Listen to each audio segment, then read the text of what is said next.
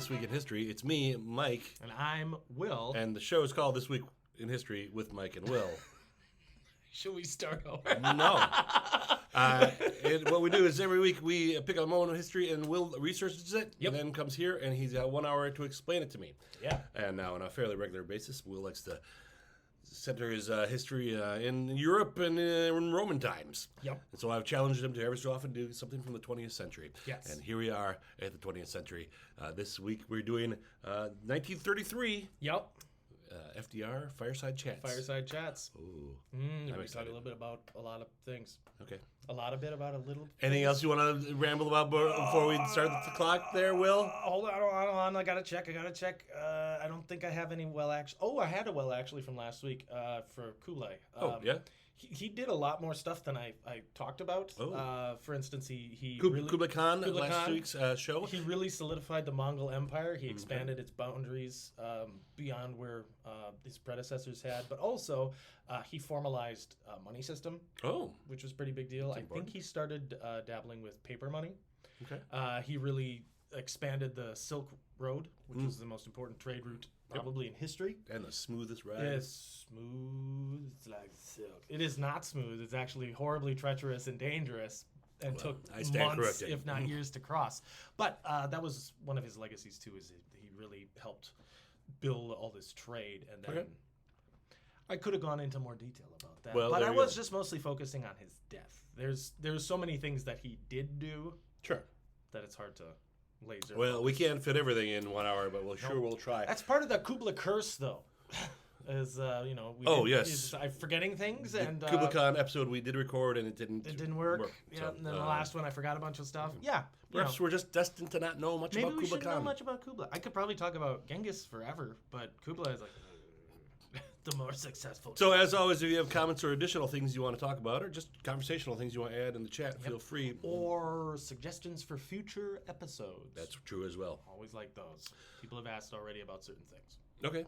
Well, but right now, I've asked for something from the 1900s. For something completely different. So here we go. 1933, Fireside Chats. All right. So the Fireside Chats, we're going to explain what that is and who the people are. So Franklin Delano Roosevelt. FDR to his friends. FDR to pretty much everybody, because it just takes a long time to say Franklin Delano Roosevelt.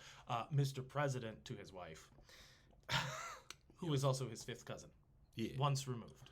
Okay. I don't know what that means. That sounds really unrelated, but also still same family. Like Eleanor Roosevelt was a Roosevelt when he met her.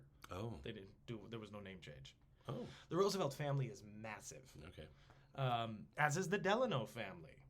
Delano is not his middle name, it is his family name. And Delano also includes Ulysses Grant. He was related to Ulysses Grant? He's related to Good Ulysses thing they didn't get married. Grant. And Laura Ingalls Wilder. Little House on the Prairie? Yes, and I believe Calvin Coolidge. There was one other president that he's connected to. It's a big family. So he's connected to Teddy Roosevelt was like his cousin. Sure. And then he's also connected to two other presidents, including the guy who crushed the South, Ulysses S. Grant. Yeah, that's right. I like Ulysses S. Grant. And if you don't, I don't care. Okay. He was a great general. Well, oftentimes gets reduced to just being a drunk, which is not fair or accurate. He is an alcoholic, but he fought it constantly. Maybe we'll start a president's series. I'll have my brother jump in on that one. My brother Michael has done research on all of these things. Well, either way, he doesn't listen to the show though. Take that, ancient Rome. We got nepotism of our own. Yeah, we do. And so also found out a cool thing. The Delanos are a Walloon family. The Walloons, the Walloons, they're Dutch. They're Belgian. They're from that area. I'm going to get yelled at by my family now because we're connected to Walloons on one side of our family as well. They're a French-speaking Dutch, I believe. Okay. So it was a different thing. The Walloons. So Franklin Delano Roosevelt is a Walloon, as well as whatever the Roosevelts are. I don't know. But he was born January 30th, 1882. So I'm talking about 2 centuries. And in 1933, March 4th, he became president of these United States. The president before him was Herbert Hoover. Mm-hmm. Herbert Hoover is renowned for being a bad president for a lot of reasons. Hoover Towns. he was Heard of those. a racist and largely incompetent when dealing with the Great Depression. So the Great Depression, for those who don't know, Was no darn fun. was not fun at all. It was misery incarnate. It affected the entire world. It hit everybody, but it particularly hit America hard. There was the crash on Wall Street of the stock market in October of 1929, and it lasted really heavily until the winter of 1933. Then it started to recover. Now note, that's 4-year span, and 4 years. one guy was president during that, and it was Hoover. He tried to do things like he set up a massive tariff. So you could not buy goods from other countries. You only could buy from America. Oh, okay. Tariffs don't usually work to help stimulate the economy, though. Yeah, that sounds like it might have unintended consequences. Yes, you think like, oh, well, if we put on tariffs, then people only buy local goods. Yeah. And therefore, that will help the economy somehow. But if local goods are more expensive, then people just can't afford those things. There you go. So now you can't buy anything. And that's where you get some amazing dietary things like bean bread. Where people couldn't afford flour, but they could afford beans. So they had to figure out how to make bread from beans. Okay. There's some amazing recipes from the Depression where it's like they just ate dandelions in their yard. Yes, yeah, they did, because that's what you could do if you had a yard. I don't if you lived in a city. get all derailed on a discussion of capitalism and stuff, but shouldn't that fix itself, though, at some point? Shouldn't if no one's buying the goods, the people making the goods, well, we're going to have to make these cheaper. According to what hardcore capitalists think, yes. Yeah, there you go. But it didn't work because the problem with capitalism at the end, late stage capitalism as it is called, because capitalism, the idea of it is good. Free market, great, that's wonderful.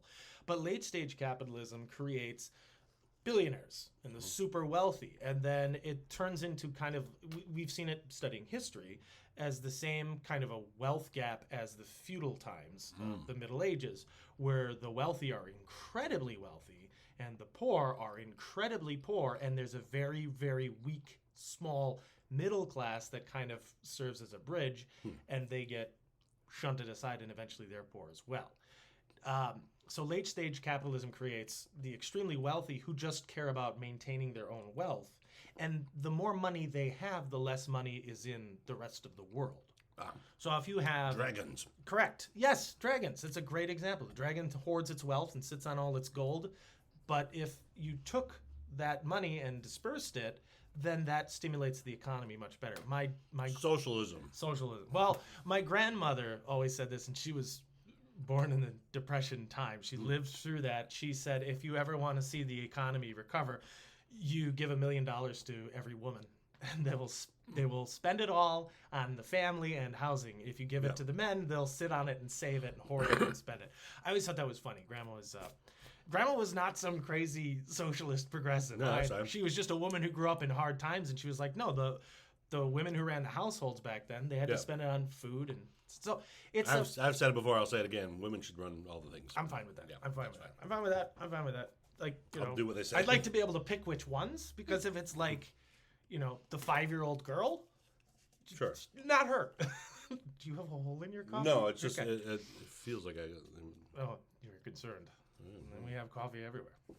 Coffee today was purchased by me at Lock, Stock, and Bagel. as always. Buy that in Green Bay. It's amazing. It's right down the street from my house. So, yeah. Anyway, but yeah, that's the issue with this kind of capitalism. And anyone who wants to argue, oh, well, capitalism is always great, the Great Depression is a perfect example of capitalism working itself out, and there were no regulations. There was no social security. There were no social safety nets. The government had no control over anything. So what largely happened was, because the stock market is largely based on assumption and projected value, Gambling. it's basically a high-end gambling thing. But you're saying this company will do well. Yeah. Now, as long as you don't take money out of the market, you're fine. But the problem is, if you hear big business over here is going to do badly, even if that business is doing fine, Yeah. but you hear it's going to be doing badly, then you start to sell off your shares. Yeah, you don't want to be there. You don't want to be there. Well, then, if you're the big guy selling off your shares, then all the little fish around you sell their shares. And suddenly this perfectly functional company loses all of its value in like a day. Yeah. Well, that started happening all across the market because of a lack of trust in how the system was working or in businesses, and there was economic instability post-World War I and leading into World War II. Oh, okay. So wars are good for the economy until they're over. Well, yeah, I was going to say, during the war, fine. All right. After the war, not good. Well, At least sometimes after the war, that great. explains to me America completely. Well, Let's just constantly stay at war. That'll always be good for the economy. Post-World War II was the strongest the American economy ever was, and ever will be probably, and that was when we taxed the rich at 90% after a certain level. Socialist. I'm just saying, that's every time everybody's like, let's have the strongest economy. That's when we had the strongest economy.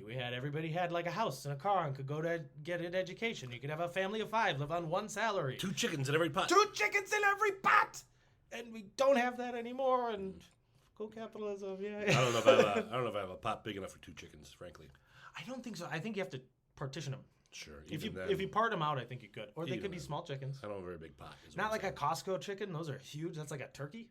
Yeah. But like a normal sized chicken, you could fit 2 chickens in a pot. I don't think you know how small my pots are. You might have really small pots. Really small. I'm sorry. I shouldn't assume how big your pots might be. I'm a single man. You are a single man, and I have a big stew pot, so I think everybody has one. It's my fault. It's my fault. I should get a stew pot. Should make it something. Write that down.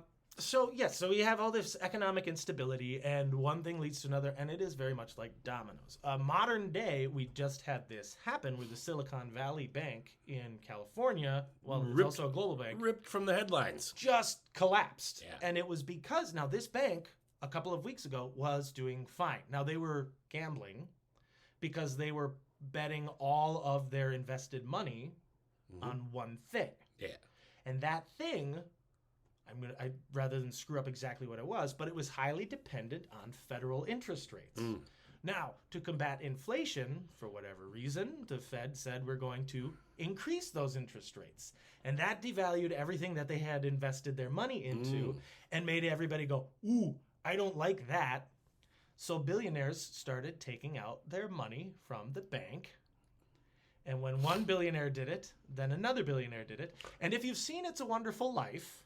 Yeah. You know how that worked, which is also Depression era, right? Where George has his family bank, and everybody finds out banks don't actually have all the money at one time. No, it's invested in your house and in your business. Exactly. So they all come by his house or his bank, and they say, "We all want our money right now." Yeah. And he says, "Well, what do you need to get you through the week?" Yeah. And he does. He shells out. I think it's his. I've seen the movie once. Oh, well, it's his honeymoon money. Oh. It's like his money that he and his wife his new wife and he are going to go and spend this money, and he just takes out the money from his pocket, and he's like, this is all I have.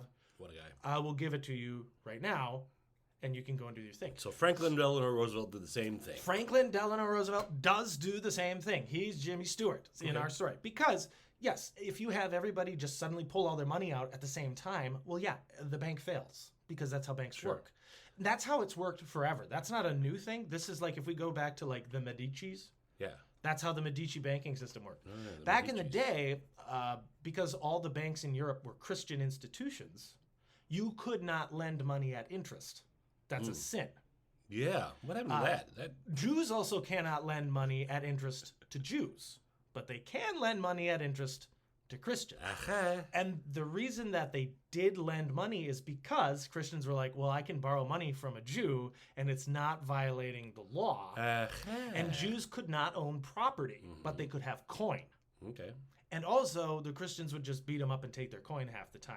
So the Jews had to get very good at hiding their money, the ones that were money lenders. And then it created this entire stigma of all Jews have money and all Jews hide their money and all of this craziness. King John of England, Richard's brother, the one who sucked. So they caused their own problem? The Christians caused their own problem with Jews? Yes. Yes. That's funny. That's exactly what happened. Yeah. Actually, one of the first Christian banks is the Knights Templar. They would take all your money when you left Europe to go to the Holy Land to kill Muslims. We talked about that. But so they couldn't lend at interest. But what they would do is they take all of that money and they would invest it in ventures. The Merchant of Venice is a fantastic example of Shakespeare talking about this and also hating Jews. A merchant is given a bunch of money and he has it all invested in shipping. Shipping at the time is very dangerous. And he offers his business as collateral to this other guy. And as long as everything goes well, he'll be fine. And the other guy says, well, instead of money, I want a pound of flesh if you can't pay me back. Yeah. 1 pound of flesh because you won't even treat me like a human. Yeah, this is Saw before Saw was... Yes. Well, everything's going fine, but then the guy's entire merchant ship fleet sinks. And he loses everything. And then Shylock just wants his pound of flesh, which is his due. And they paint him as the villain of this, even though he gets spit on and beaten and treated horribly. And then his daughter robs him to go run off. And he's painted as this villainous character. But it's really, he's doing what he can to survive in a world where he's not even allowed to live. Yeah. Like, if he wants to go anywhere, he has to wear a special hat to denote that he is a Jew and all of these other things. So the Christian banking institution was originally built on investing in other things. And when people lose confidence in that, it shakes up the system and they all come running for their money. Yeah. Because people react in fear and they don't act necessarily rationally. So that's what helped really make a recession, an economic issue, turn into just a total disaster. Okay. And that's why the Silicon Valley Bank failed. People lost faith in the investments of this bank that had billions and billions of dollars from just a few thousand investors from a very niche market. And then they all wanted to pull out their money, and the bank, of course, failed. And then who has to come in? The federal government has to come in. Fortunately, they have an insurance policy for these banks, so the taxpayer doesn't have to pay for it. But then the bank has failed, and people have said, yeah, and the owners and investors of those banks are just going to lose everything, as they should. But also it's tragic because they didn't necessarily do anything super wrong. Everybody knew how these investments were going and what the money was being invested into. And they just did what a bank does, but they didn't have the solvency to withstand this. Well, I think... So they lost everything because people just assumed, and they were like, chaos and fear rules. I think we'll be all right because Joe Biden is more like the It's a Wonderful Life guy than FDR. He just looks more like him. Oh, yeah. Joe Biden's Jimmy Stewart. Jimmy Stewart. He does say, yeah. Plus, the idea of FDR rolling down the street saying "Merry Christmas, movie house" in his wheelchair. Oh, yeah. And at this time, yes. Merry Christmas. We haven't ramps on the curbs yet. 1940. No. And yes, at this time, through the snow was impossible. FDR was paralyzed at this time too. He had a disease that caused paralysis in polio? his legs. I don't think so. I looked and it didn't say he had polio, but maybe it was polio. I could be wrong. But when I was reading it, it was just like, oh, and he had a disease that made him lose feeling in his legs. Like, that's polio, right? We don't have that anymore. Say polio anymore because vaccines. Yay. All right. Okay, anyway, that's another all thing. over the map on current day. We are opinions. all over. That's why I stay away from current day. Will's so getting much heated. Relevance. Okay, so we've discussed why some late-stage capitalism can cause problems. Yeah. Again, not all capitalism is bad. The idea of a free market, wonderful. But when it's really, really top-heavy and you don't have the support under it, and then those people start making irrational decisions, and a lot of them play real fast and loose with money. Sure. So they do, like you said, they gamble. Yeah. But the problem is a lot of them are gambling with other people's money. So when you have it's even easier to gamble with. Yep. And you either have like traders who just trader, Trader, not traitor. I don't want people thinking like these guys are traders. But day trader types who are selling and buying and moving all this money around are maybe irresponsible or they're not seeing things. And then sometimes they just get blindsided and they don't know. You don't see every angle. But the problem was the rich could afford to lose 75% of their wealth. Yeah. Because they still have 25% of $1 million. They probably didn't like it, though, either. Probably didn't like it. But if a middle-class person loses 75% of their wealth, they get hit a lot harder. Yeah. And Franklin Delano Roosevelt becomes president, at the worst point in the Depression. The Depression hit its worst in the winter of 1922 and 1932 and 1933. Did he campaign on the New Deal? This is going bad, I got a way to fix it? He did. He campaigned on a thing called the New Deal. It was a recovery plan that was going to create a bunch of federal programs to help this situation. Mm-hmm. He had all kinds of ideas. Some of them, it's considered the most progressive bundle of legislation in the history of the United States. There are some things that are comparable nowadays. There was the big infrastructure omnibus that was just passed, I think, last year, which is pretty big and pretty progressive. But he created Social Security. Oh, okay. Okay, so before this, if you were old and you didn't have money, too bad. Down to the river with you. Yeah. If you were like child labor, like he did so much stuff that impacted all of these things that talked about like families and labor, access to food, public works projects that we'll get into a little bit. But this is a time where there is no television, there is no internet, and everything is largely controlled by newspapers. Just reading and books. So when FDR, and bear in mind, during the Depression, people didn't go to school as much. So their education took a hit, and you're less like, you're looking at the front page maybe, because you might also be too poor to buy the paper. So you just see the front page, and you're like, oh God. So that's your news. You get these just flashes of information. And the newspapers are largely owned by wealthy and very conservative Randolph men. Hearst. Yes. Hearst was a notoriously awful newspaper man back in the day. Pulitzer was really bad too. They did a lot of what was called yellow journalism, which was like stoking fear. Yeah. And they'd say nonsense. Like these guys would talk about like the war in Cuba as there was, as Castro was like coming up in power. Not Castro, the one before Castro. There was another rising, and after the war ended, they said, "You get me the pictures, I'll give you the war." And I think that was Hearst who said that, where it was they just built up nonsense. So FDR is running during this, and he's got a long history already in politics. He was the Secretary of the Navy for a while.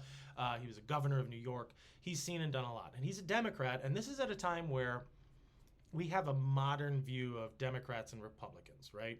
The modern view is the Democrats are the liberals and the Republicans are the conservatives. Yeah. And then back in the time of Lincoln, the new Republican Party were considered radical liberals because they were largely abolitionists, which was a radical idea.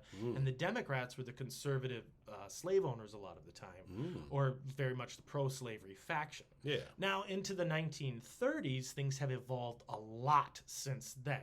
You have very liberal Democrats and very liberal Republicans, and you also have very conservative Democrats and a more conservative Republican majority that's coming out of this.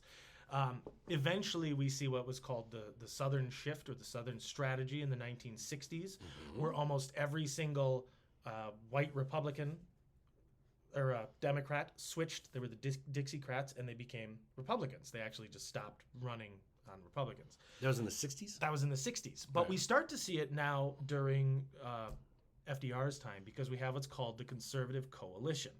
This was a band of very powerful conservatives that ran between Republican and Democrat because they were both on each side.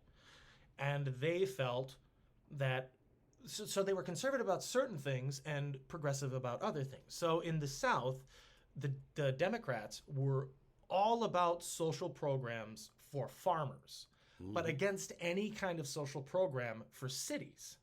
And in the North, everybody was for social programs in the cities and less so in farming communities. Do you think that's because there were more farms in the South? That's exactly what it was. I figured it out myself. There you go. So there's nothing necessarily... We here on the mountain are for mountain-based properties. It's nothing really nefarious. Us who live in the trench prefer trench-based policy. Now, unfortunately also, though, in the South, you have the specter of slavery that still impacts how the South developed and the concept of free labor.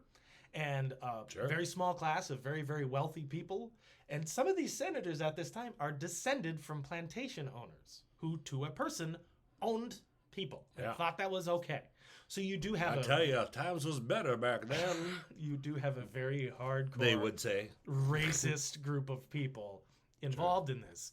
And unfortunately, that was a chunk of the Democrats in the South. The Republicans in the South, though, a lot of them were very similar in mindset about bailing out farmers and people like that, but not necessarily helping out cities. It bounces around, and this is a time where people reach across the aisle. Party didn't necessarily define all of your politics.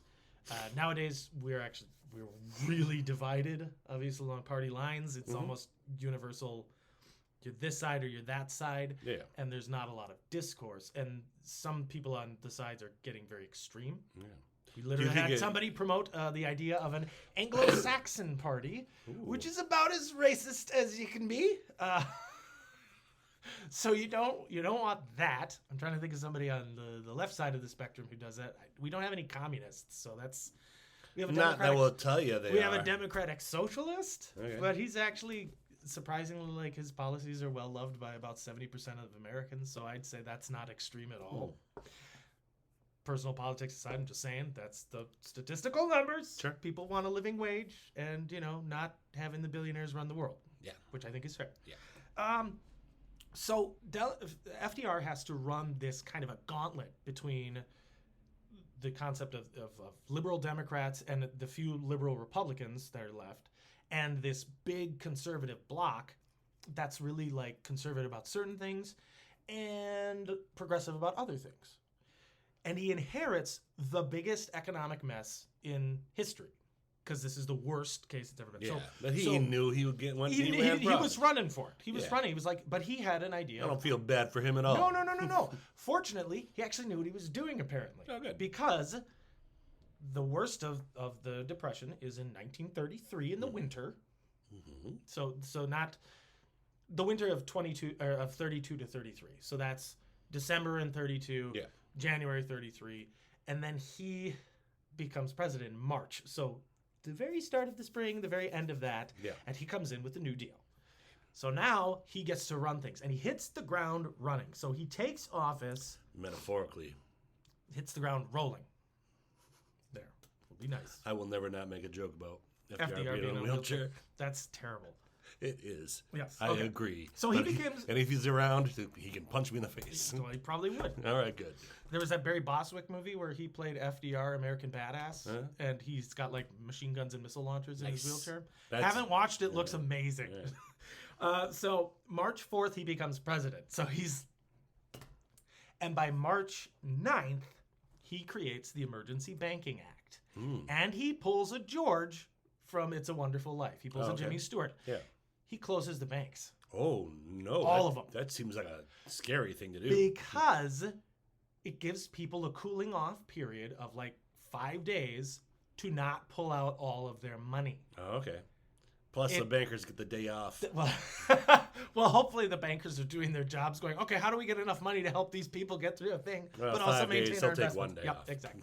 Yeah. But a long weekend, perhaps. There was some stress. Sure. Now, if a president comes in and says, I'm shutting all of this off. Yeah. People are going to freak out. Yeah, I freaked out now. Yes. Just hearing that. That's terrifying. 80 years later. Just imagine, I use my debit card for everything. I use my debit card. That's my bank. That's bank money. I use that for everything. And they don't have credit cards then. No. So all of your money, you have to go to the bank, take out money, spend cash, Maybe you can write checks. Mm-hmm. But the banks still have to be running for those things to work. Mm-hmm. And if you don't have that, you don't have money. Mm. So everybody basically has to tighten their belts for 5 days while he calms everybody down so the banks can stabilize. How'd that do? It terrified people when they came up with this idea. So he said, I need to explain this directly to the American people. I can't put it in print because I have to deal with my conservative opponents who disagree with everything I do, no matter what I say or do, and it's controlled by very wealthy people.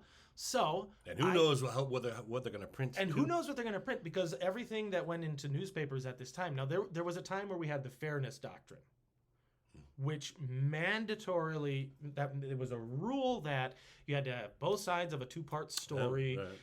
You could not report lies as truth. there was federal oversight, and then I believe it was Reagan got rid of the fairness I was gonna say, doctrine. are we still using that? No, we killed it. Okay. And ever since then, now you have the cable news networks. The best example is like Fox News, who have won court cases saying, we're not news, we're an entertainment program, so we don't have to tell the news. We editorialize everything. They've literally won case after case after case. I think like 3 or 4 big cases, and that's like anytime they get a defamation suit, that's their defense. But people think that it's news and it's fact, but it's not. It's an editorialized version of the truth. Now, I'm not saying that CNN or MSNBC or any of these other big networks aren't doing the exact same thing.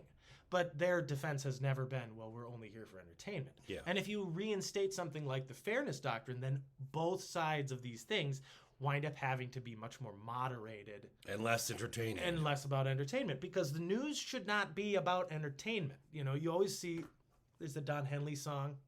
Yeah, where he says, Dirty Laundry? Dirty Laundry. You know, get the widow on the set. We love dirty laundry. Like, sex sells and pain and suffering sell. Yeah. That's not what the point of the media was for a few decades. But we can relate to this. At the time of FDR, the news media is controlled by very wealthy men. Now, there's no women in charge.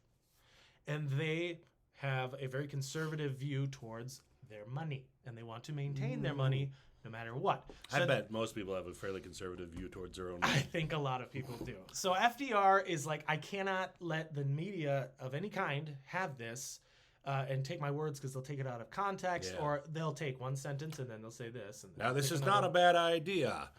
FDR says bad idea. Bad idea. Exactly. I did, but all right. I do not want to take your money. Want to take your money. I take money. I take your money. I drink your milkshake. So they don't want that, and the radio is a relatively new invention. So FDR says, I want to talk directly to the people. And I want to tell them, in my own words, in my own voice, what we're doing.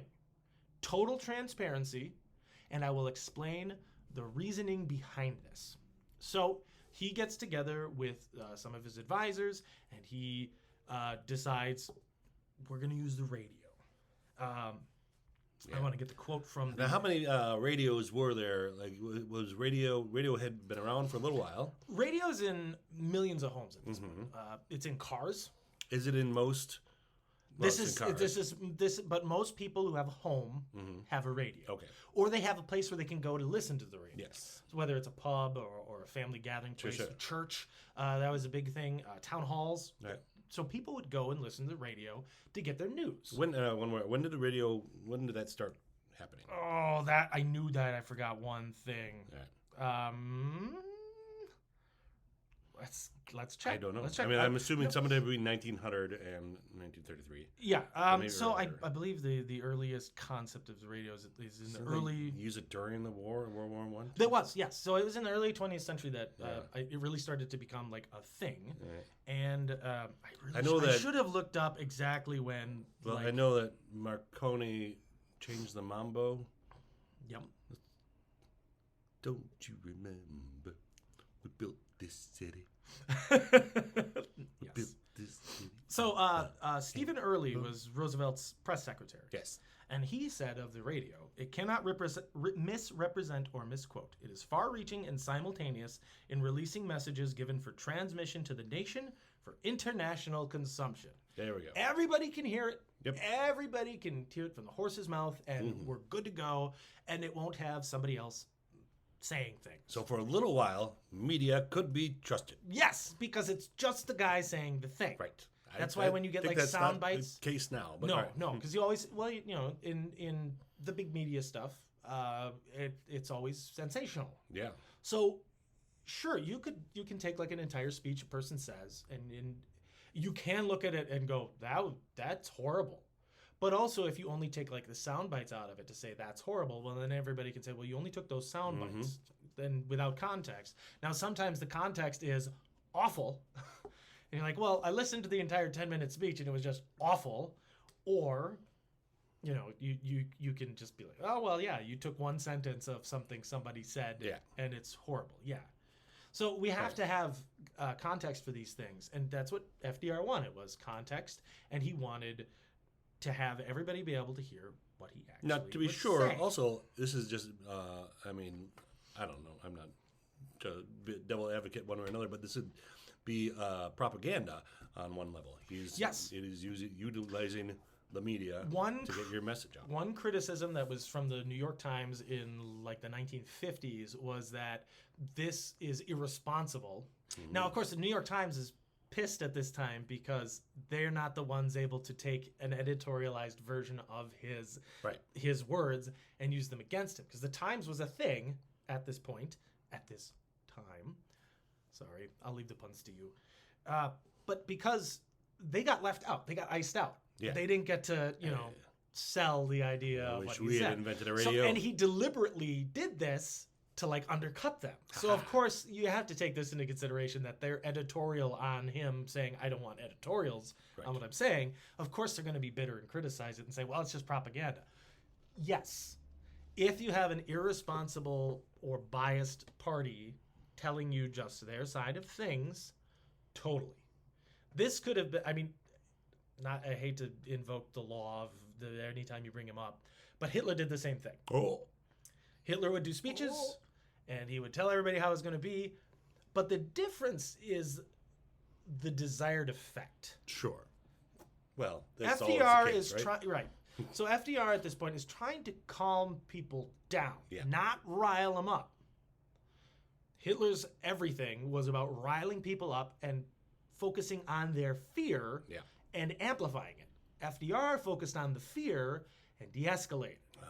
So there's like Star Wars. Yes, there's a huge difference in how you do this. You want the Emperor Palpatine, or you want the Princess Leia? There we go. All right, we want the Princess Leia who lights the fire that makes you go, yeah, this is wrong, we should fix it, as opposed to, yeah, this is wrong, we should kill everybody who's not like us. Ah! Well, now I'm picturing FDR with little hair buns. With the little hair buns. Oh, I like that. That's adorable. Somebody do that with art.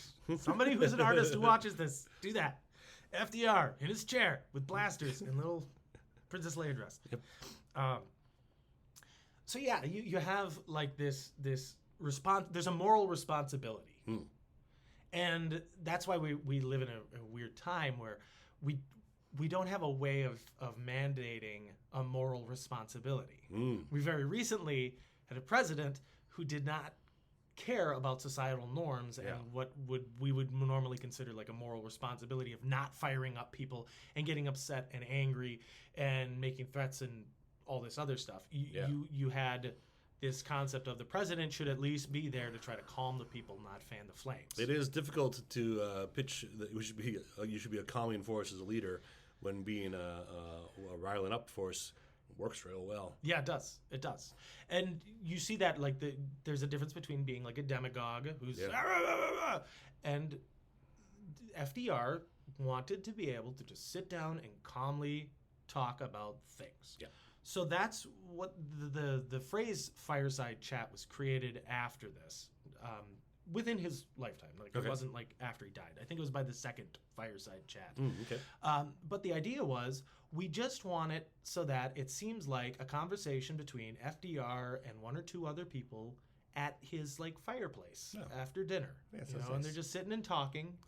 And he's explaining to you as a person, not to you all as a mob. No, okay. That's his and the radio, intent. the new modern technology can do that. Yes. It's right there. Now, one of the things he did is he wanted to explain it in layman's terms so that everybody could understand even the most complex principles. True. He's talking about high-level banking, stock market, things that people like, we're in like the Dust Bowl era where there are people who like, they just farm. And there's nothing wrong with that, but they're not keyed into what's going on in New York. Stock market anywhere near the stockyards. You and I living in Green Bay, Wisconsin, right now, if we didn't have the internet, would not really know how things function in New York. Yeah. Now we can do research and we can dig into it. We could. But in the 1930s, we're packing meat at the meat packing plants, or we're farming, or we're working at whatever job we're doing. We don't have necessarily the knowledge of what bankers do.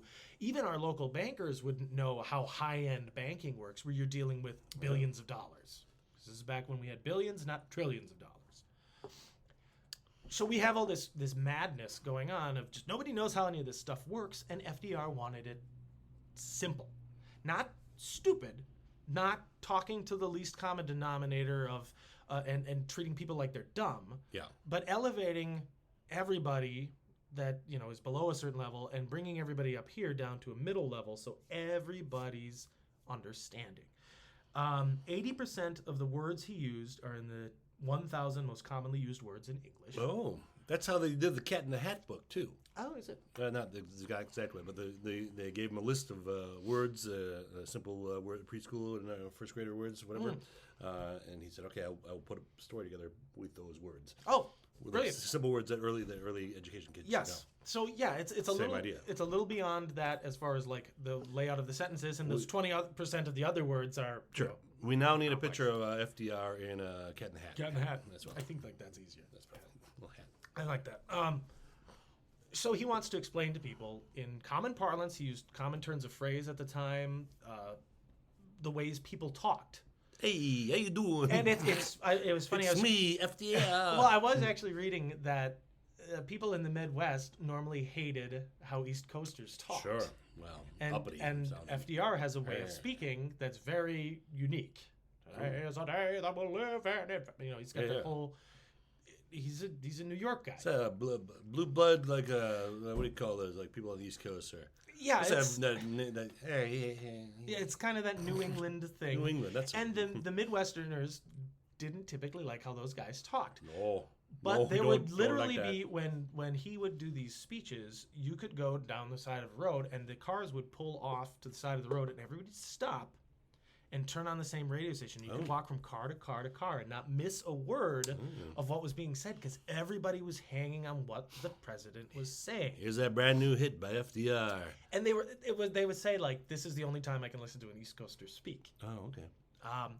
He noticed. I hate most of them. This guy though. This guy I like. One thing I thought that was interesting, and maybe I should do, is he noticed a sibilance in his voice because he had a slight gap between his top teeth and his bottom teeth. So he put a bridge into his teeth so it wouldn't hiss. Wow. I actually, when listening to these things back, the microphone picks up on that. We do have this thing. We should start using that. We'll maybe. use this thing. Well, we can get a proper mic and It's set it over up. there. It's just plugged in. Oh, well, It's a work in progress. It's a work in progress, folks. It's a work in progress. Send your money. Send us your money. And we'll fix the problems. The large thing is put it on a podcast. Well, I'll put it on a podcast when I have the money to put it on a podcast. The money's been tight.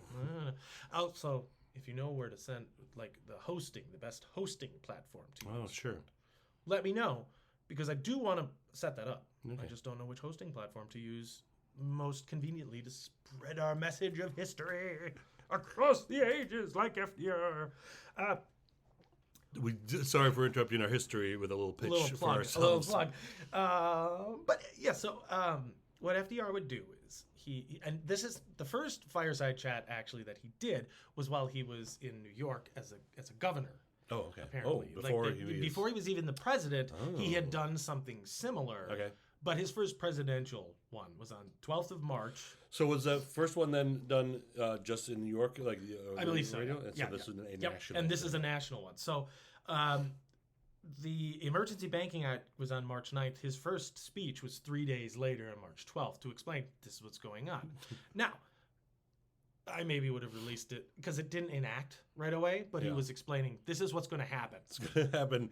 And if you have any problem with it, sorry, it's already happening. But it's going to happen. It's going to happen. He would hold this in the diplomatic reception room of the White House. He'd show up 15 minutes early to greet the press, talk to everybody, because the press was present. They were there. So he didn't ice anybody out. He had people come and listen, and he would talk and answer questions, but then you shut up while the president talks. Not on the air. Don't interrupt him, because people had respect for the job. Well, yeah. Okay? Even though he was a disabled man in a wheelchair, people respected the guy, right? Plus, the new technology had to be neat to It see. probably was. And they're like, this is new. No president's ever done this. This is so cool. I'm going to be the first one to write the story, even though everybody has heard this. Because Franklin Delano Roosevelt, while doing his speeches, had an audience during peacetime of 18% of all people in the country. Wow. That's huge. And in wartime, 58% was the average.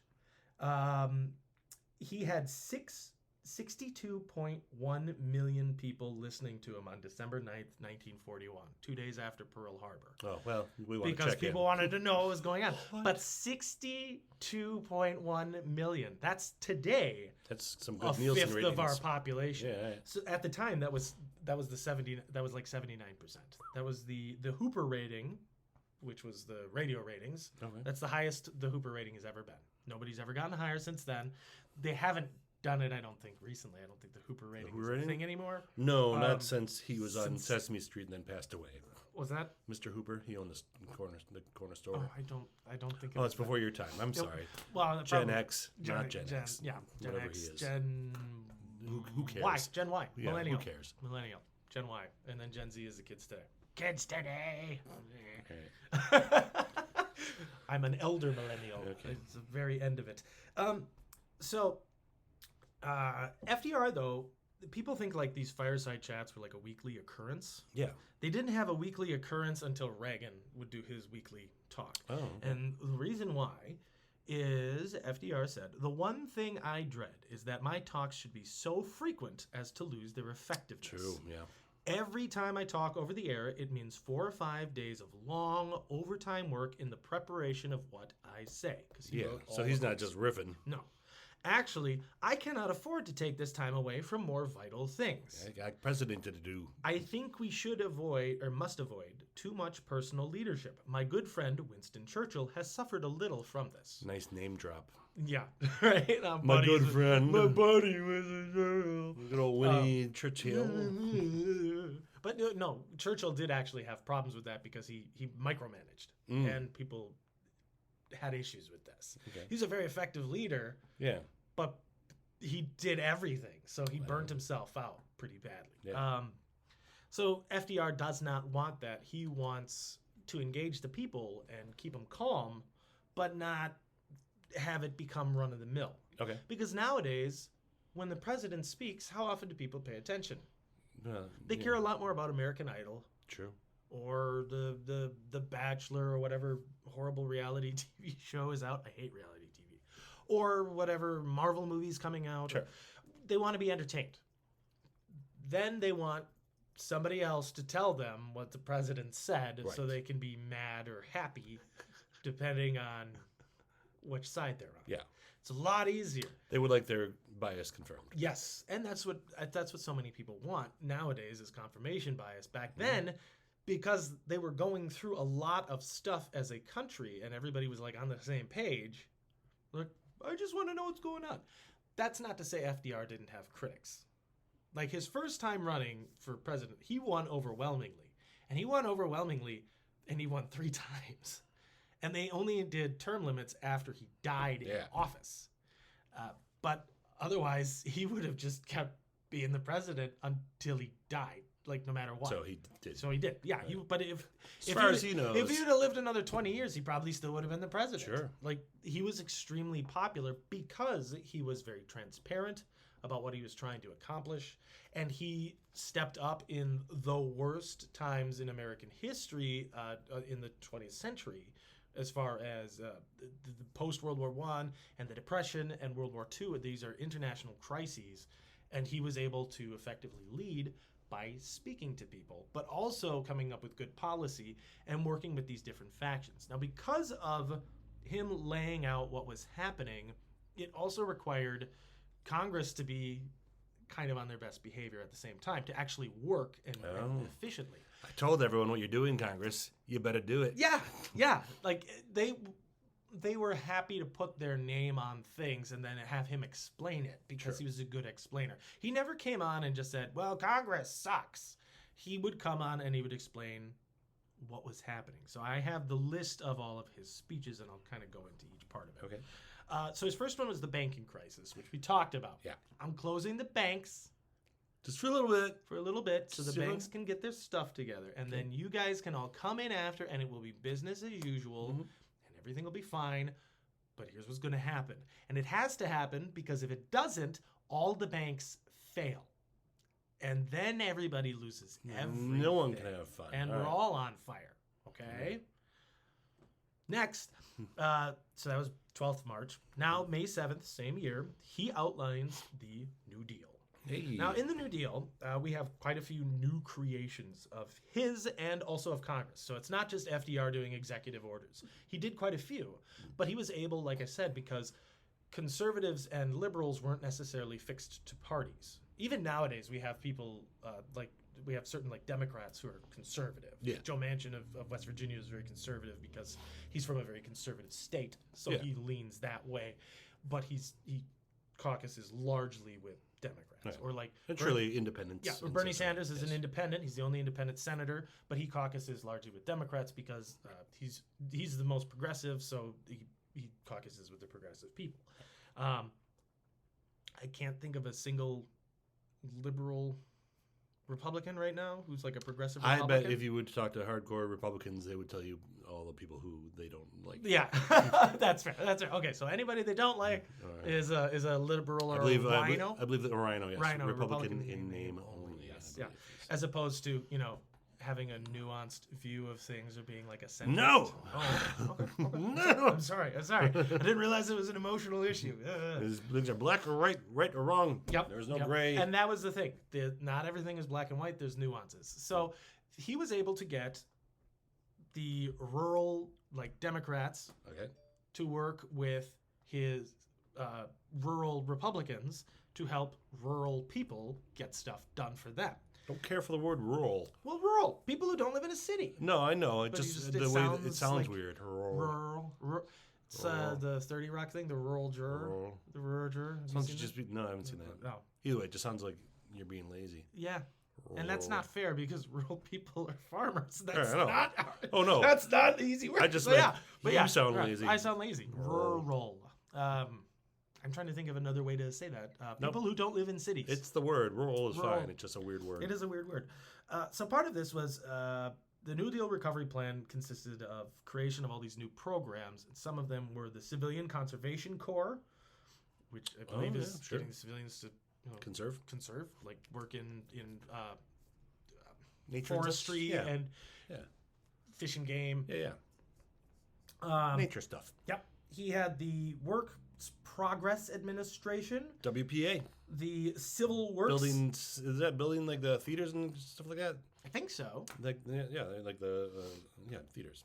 Theaters. one of the That things. was a big thing that they did. The Civil Works Administration. So these are public works projects. Yeah. People nowadays, Theaters and we don't do schools these and things, anymore. yeah. We don't do them anymore. Everything's all privatized. But public works get a ton done. Parks. Making Parks. Well, parks, roads, infrastructure, theaters, necessary. Because Sure. entertainment. Libraries. I get really frustrated when people are like, well, I mean, the entertainment industry is stupid. And who.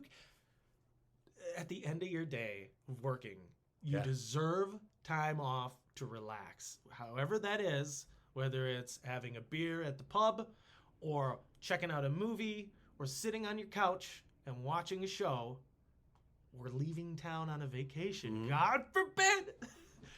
Being able to be a human being and not a sure. cog in a machine is necessary and it's vital, and it makes you... even just pragmatically speaking, it makes you a better employee, it makes you a better worker. Sure. But life is more than just going to work and punching a clock.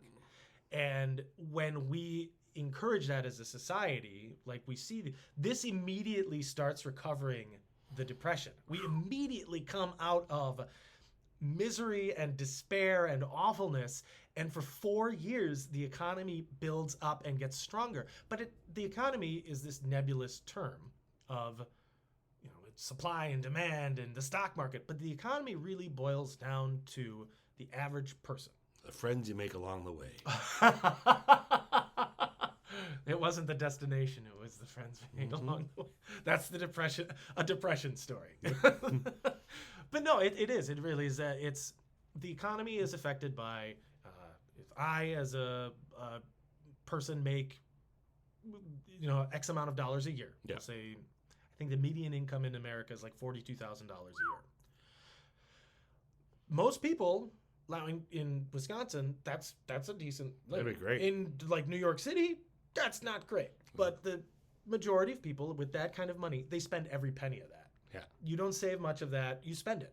And when you spend that, not on taxes, but on local stuff, then those people get money, and then they spend that money, and then they spend that money. And that's what really drives the economy. Don't forget to tip your waitstaff. It's not the billionaire sitting on the top collecting the most, and it never has been, as we've seen time and time again. The Depression recovery, they didn't bail out the banks and give millionaires tons of money. They did help those institutions, but they helped the poorest of the poor with bread lines and work lines, and they created the Social Security Administration for people who could no longer work, for the elderly, and this expanded what people could do to survive, and it let them have a modicum of comfort as well. Because that was something that FDR was a huge believer in, was people deserve to have the bare necessities of life, but also a modicum of comfort. Yeah. You should be able to, you should not just be living in a studio apartment slaving away. You should be able to have a comfy chair and read a book and enjoy a cigar that if you sounds want nice. it. Damn it. And that was a big part of it. And our society has kind of lost that along the way because we've built up this mythical idea that as long as you work hard, you'll get everything you want. Yeah. But it's no longer, he's established like a minimum wage concept of what people should be earning. And the majority of Congress was like, yeah, that's a great idea. Because they realized by helping everybody, like the 90% of people or 99% of people, that makes them do a lot better too. Oh, sure. Now, the guy with $5 million might not make $6 million because of this, but he'll make $5 million no problem. But rather than him make $6 million, 10,000 other people will be able to make a living.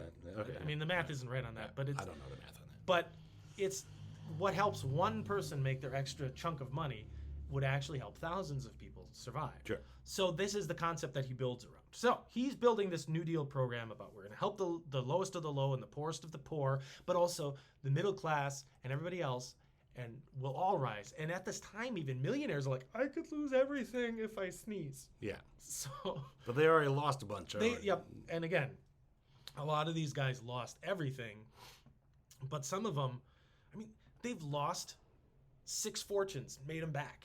But now, this is the Depression. If they lost a fortune, they might jump out a window, which was not as common as people think.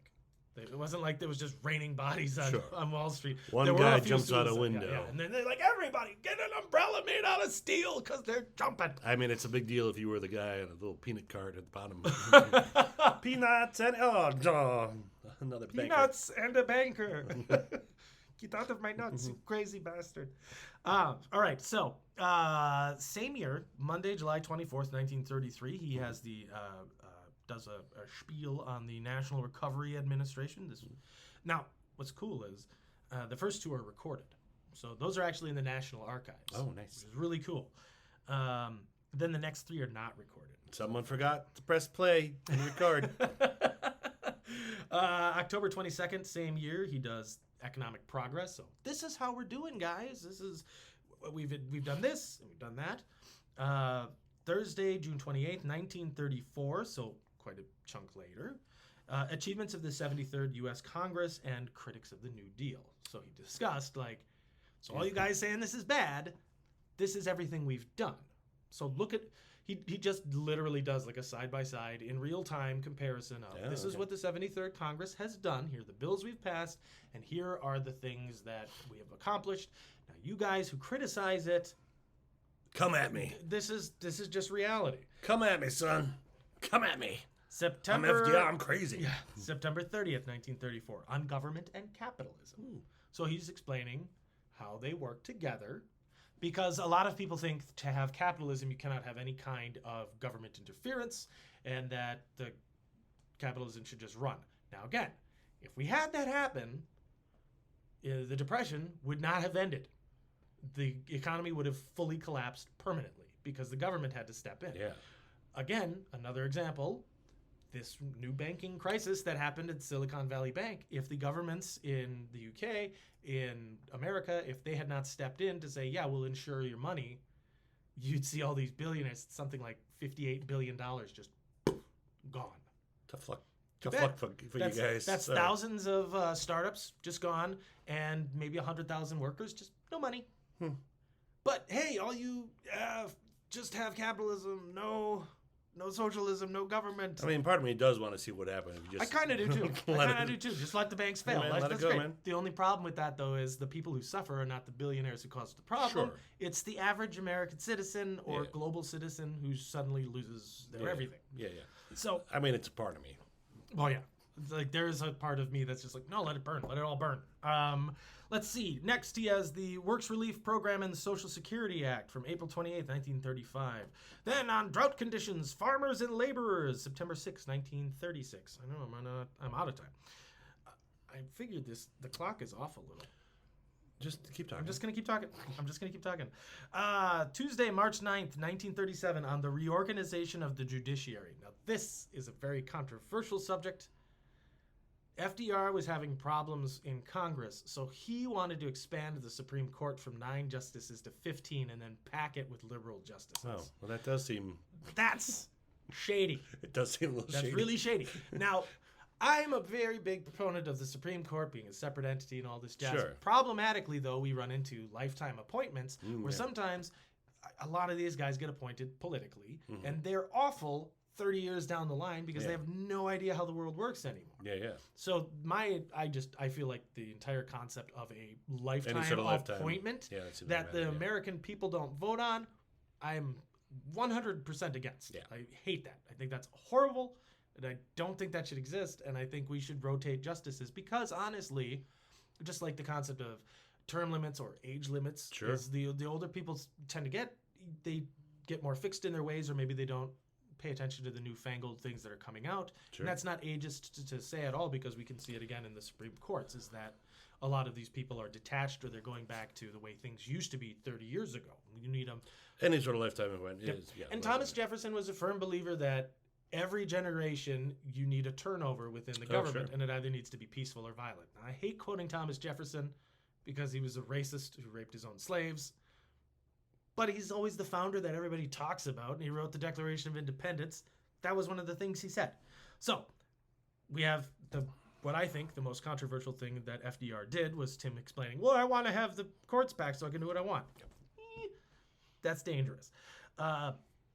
Tuesday, October 12th, 1937, new legislation to be recommended to Congress. So he's talking about his upcoming plans.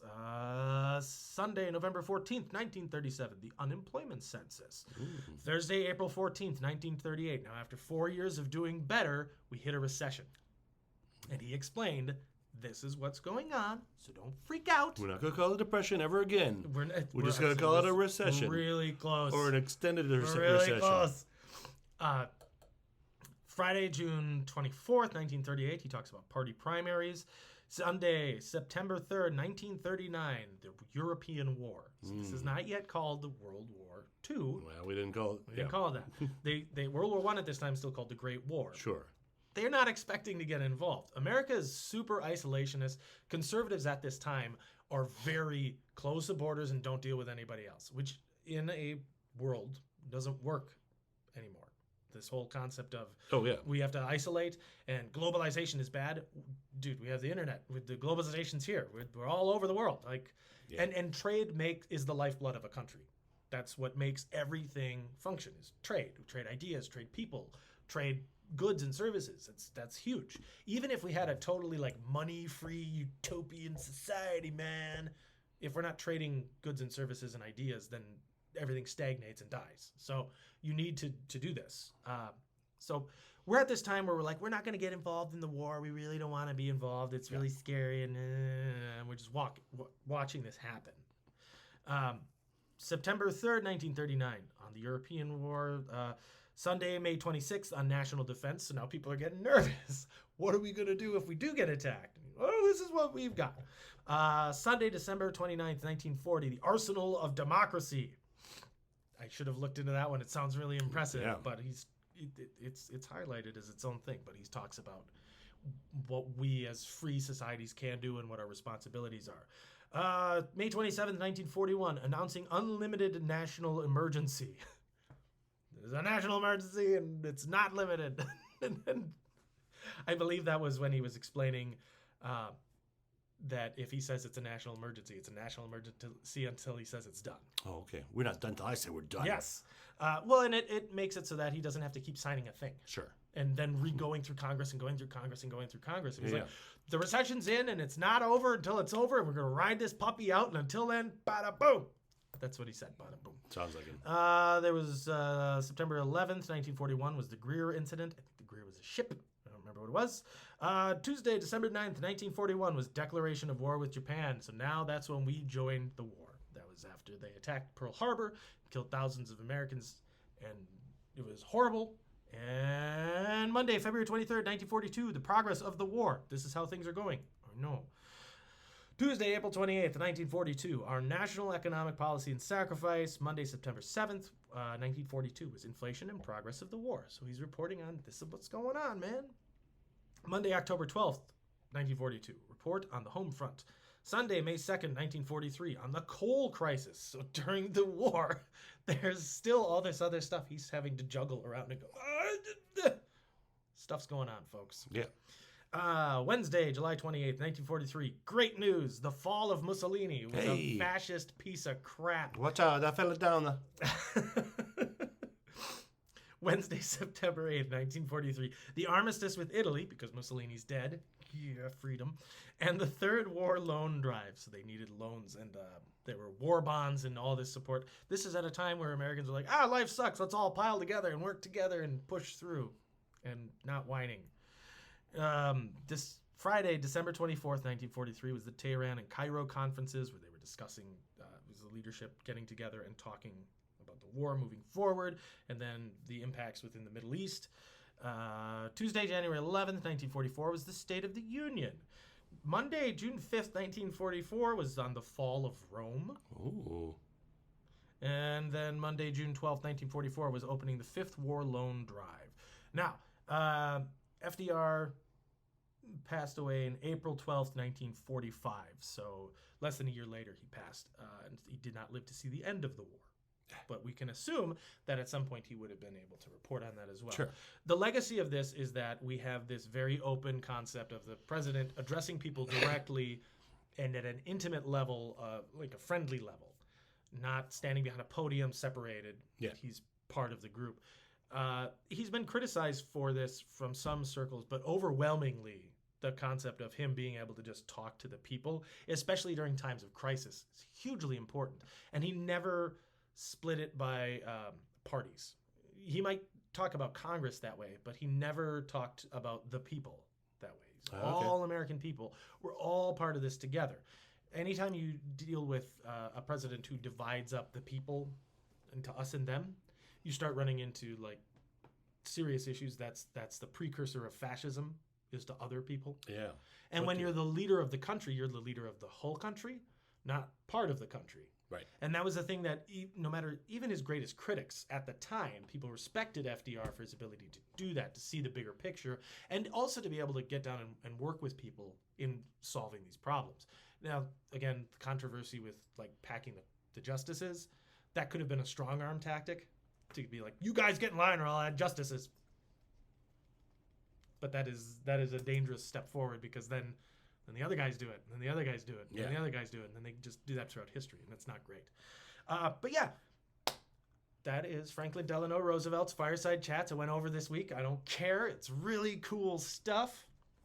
I just think he's a fascinating character, and being able to go through all of these hard times and being able to just, let's all calm down and talk about stuff. There we go. That's wild. If you take nothing else from this, talk it out, people. Talk it out. Talk it out. Don't rush. All right. Now, that was This Week in History Fireside Chat. Thanks, Will. Thanks, Mike. Tune in next week. We'll be discussing a different thing at a different time and place. Yeah, like 1,000 years earlier. 1,000 years earlier, March 21st, 867, the death of Aila. Aila. He was a king. Death of King Aila. King Aila in where? What? England. England. Northumbria, specifically. Well, there we go. We'll find out all about that next We'll week. figure out what an Umbria is. If you have anything to add, comments to make, corrections, put those in the comments. Call Will a dirty socialist. Call him whatever you want to call him. If you aren't already, subscribe to this channel, like this, pass this on to people. Share it. Yeah. And I think that's it. Yeah? Yeah. Any questions, comments, concerns? You already covered it. We're good. Thanks. Thanks, guys. Bye. Bye.